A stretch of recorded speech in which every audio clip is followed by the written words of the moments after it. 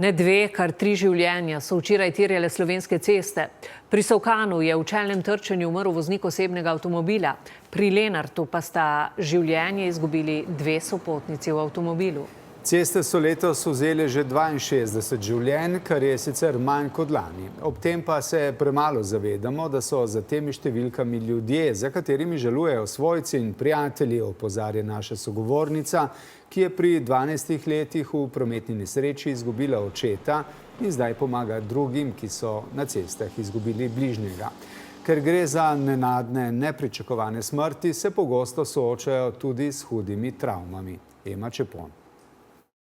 Pretresljiv pogled na posledice včerajšnje prometne nesreče pri Solkanu. 69-letni voznik je zapeljal na nasprotni pas in v silovitem čelnem trčenju z nasproti vozečim na licu mesta preminil. Le 2 uri kasneje na drugem koncu države.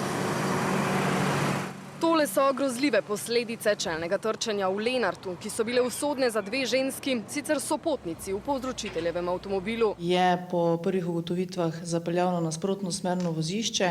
V tistem trenutku je nasproti pripeljal voznik tovornega vozila. Tako se je v zgolj enem dnevu število smrtnih žrtev, ki so jih od 1. januarja do danes terjale ceste, povzpelo na 64. V istem obdobju lani smo jih zabeležili 68, predlani 74.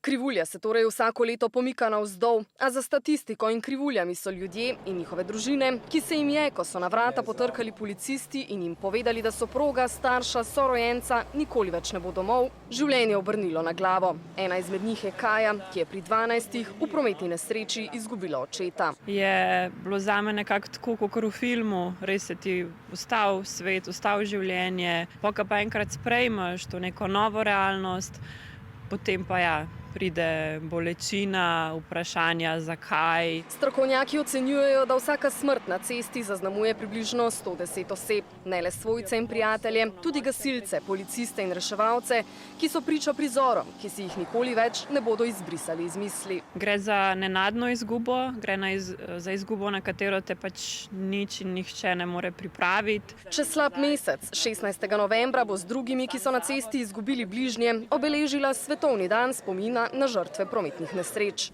Naj ne bo le spomin, temveč opomin, tudi zavladajoče pravi, kaj vse še moramo storiti, da žrtev ne bo le manj, temveč nič. Zakaj ne bi bili zeleno obarvani v statistiki, kot so to neke skandinavske države? Zakaj ne bi bila Slovenija enkrat tista, ki bi bila lahko vzor ostalim?